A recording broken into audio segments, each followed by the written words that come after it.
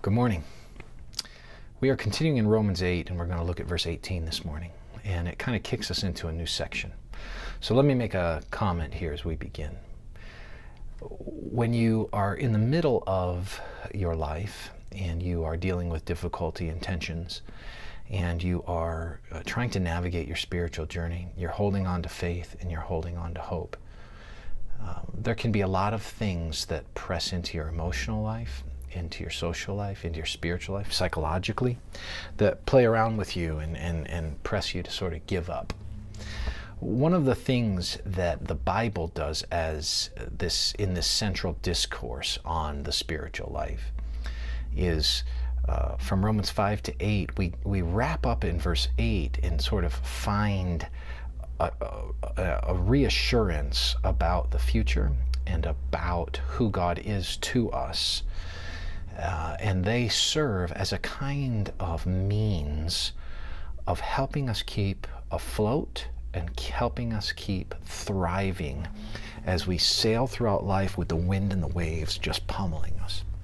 Because sometimes you need to be reminded of the vision of the great island that you're headed to. If you feel like you're out at sea and getting pummeled, you need to be reminded of where the destiny is. And that's kind of what this section is about. So as we begin it, let's just look at verse 18. For I consider that the sufferings of this present time. So what is that for you? What is it that you're going through? Some of you may be battling with very serious health diagnoses.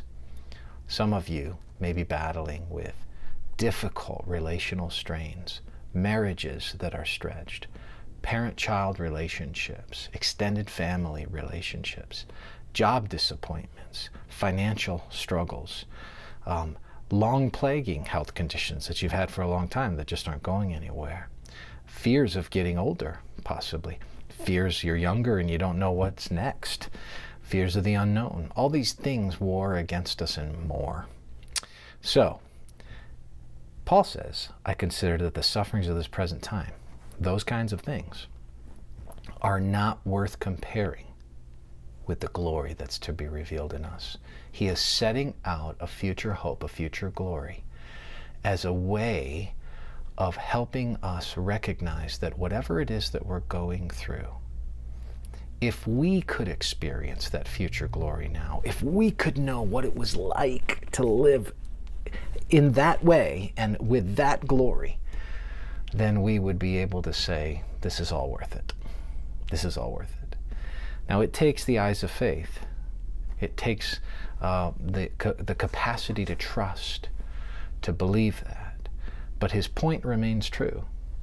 If you can believe that, if you can look to a future hope and glory, then you can say, whatever I go through now, it is absolutely outrun, and I will hardly bat an eyelash at this kind of difficulty in lieu of eternity. May the Lord encourage you and stimulate you and inspire you moving forward through this difficulty and help you be able to put it in perspective in light of eternity. Live today in light of your eternal tomorrow. May the Lord bless you.